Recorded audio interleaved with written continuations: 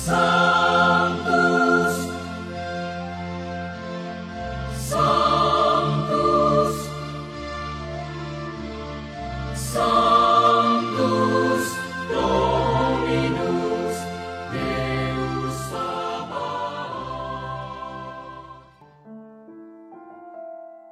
Bapak, Ibu, dan saudara-saudariku yang terkasih dalam Tuhan kita Yesus Kristus, salam sejahtera untuk kita semua. Berkat Allah yang Maha Kuasa senantiasa menyertai kita. Marilah kita mendengarkan dan merenungkan bacaan-bacaan kitab suci hari Jumat, tanggal 2 Juni tahun 2023. Bacaan pertama dari kitab Putra Sirak, bab 44, ayat 1, dilanjutkan dengan ayat 9 sampai 12. Dan sekarang kami hendak memuji orang-orang termasyur, para nenek moyang kita menurut urut-urutannya.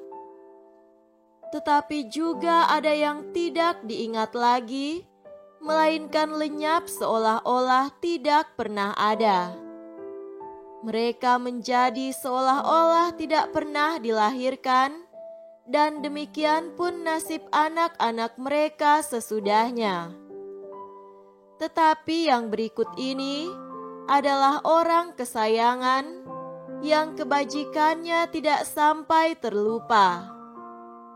Semuanya tetap tinggal pada keturunannya sebagai warisan baik yang berasal dari mereka. Keturunannya tetap setia kepada perjanjian-perjanjian, dan anak-anak mereka pun demikian pula keadaannya. Demikianlah sabda Tuhan. Syukur kepada Allah.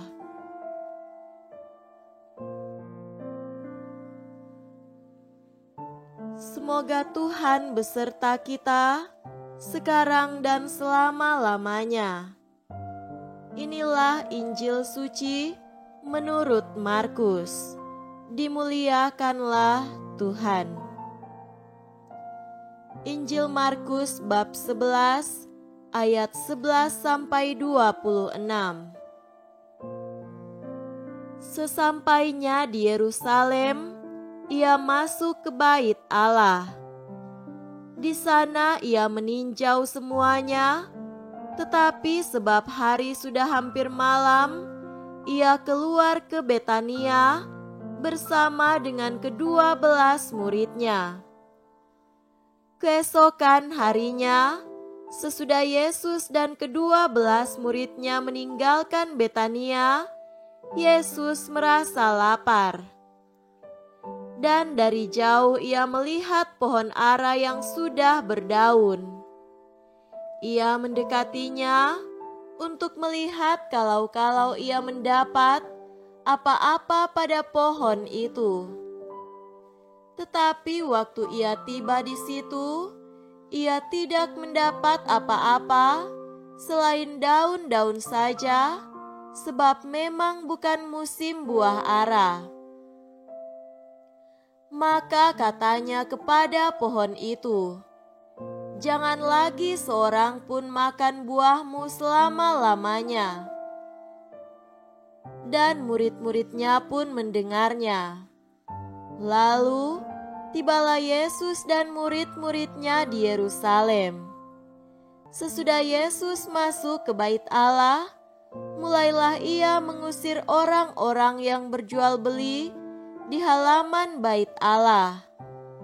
Meja-meja penukar uang dan bangku-bangku pedagang merpati dibalikannya, dan ia tidak memperbolehkan orang membawa barang-barang melintasi halaman bait Allah. Lalu ia mengajar mereka, katanya, "Bukankah ada tertulis, rumahku akan disebut rumah doa bagi segala bangsa? Tetapi kamu ini telah menjadikannya sarang penyamun."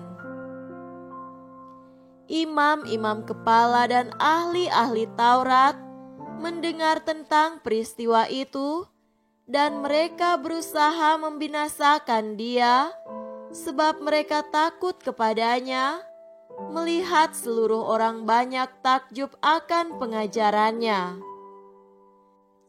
Menjelang malam mereka keluar lagi dari kota.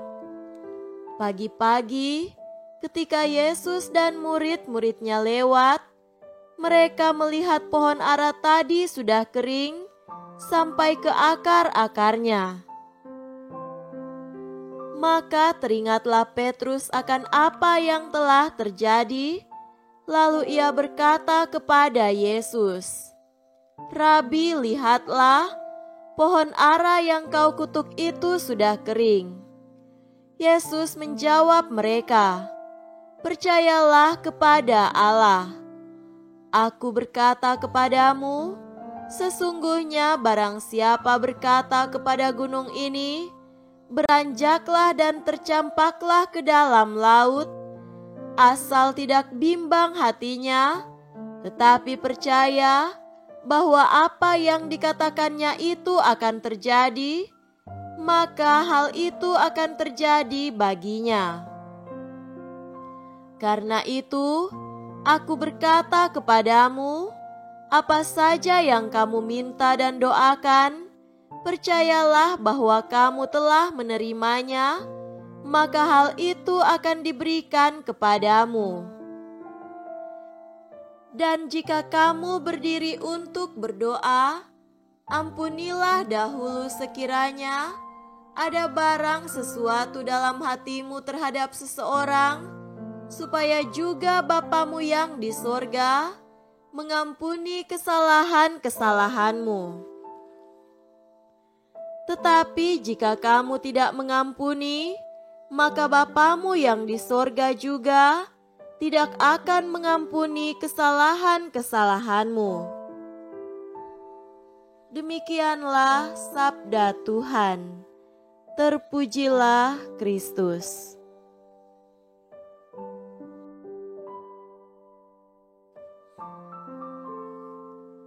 Saudara-saudariku yang terkasih dalam Tuhan kita Yesus Kristus, tema renungan kita pada hari ini adalah percayalah kepada Allah.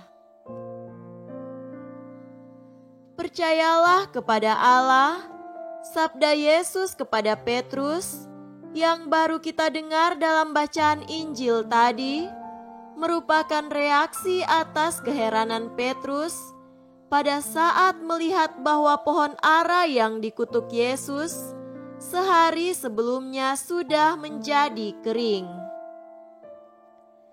Ternyata apa yang diminta Yesus kepada Bapanya selalu dikabulkan.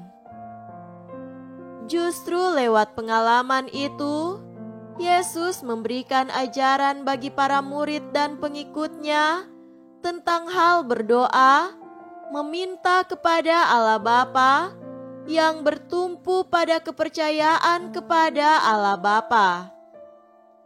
Aku berkata kepadamu, sesungguhnya barang siapa berkata kepada gunung itu, beranjaklah dan tercampaklah ke dalam laut, maka hal itu akan terjadi, asal ia tidak bimbang hati, tetapi percaya bahwa apa yang dikatakannya itu akan terjadi. Ungkapan memindahkan gunung merupakan ungkapan Yahudi yang agak umum, yang lazim dikatakan pada guru yang bijaksana, yang mampu menyingkirkan kesulitan yang dihadapi para muridnya. Ungkapan ini bermakna bahwa jika kita mempunyai iman yang sejati, doa adalah daya kuasa yang dapat memecahkan masalah apapun dan memampukan kita menghadapi kesulitan manapun. Percayalah atau mempunyai iman yang sejati, asal ia tidak bimbang hati, mencakup tantangan bagi kita Entahkah kita siap sedia untuk terbuka dan menyampaikan kesulitan dan masalah yang kita hadapi kepada Allah Bapa dalam doa kita. Bisa saja masalah atau kesulitan yang disampaikan sebenarnya hanya merupakan keinginan kita untuk memperolehnya dan bukan merupakan kebutuhan hidup yang nyata. Saudara-saudariku terkasih, selain kesediaan menyampaikan kesulitan dan kebutuhan kita kepada Allah, entahkah kita siap sedia menerima bimbingan dari Allah seperti yang diungkapkan dalam doa Bapa kami, jadilah kehendak-Mu, ataukah sebenarnya kita hanya membutuhkan dukungan atau restu dari Allah tentang apa yang sudah kita rencanakan terhadap apa yang kita mintakan dalam doa. Selanjutnya, Yesus menegaskan, apa saja yang kalian minta dan kalian doakan akan diberikan kepadamu, asalkan kalian percaya bahwa kalian akan menerimanya. Karena itu, saudaraku, percayalah kepada Allah dan percayakanlah jalan hidupmu kepada Allah. Semoga demikian. Amin.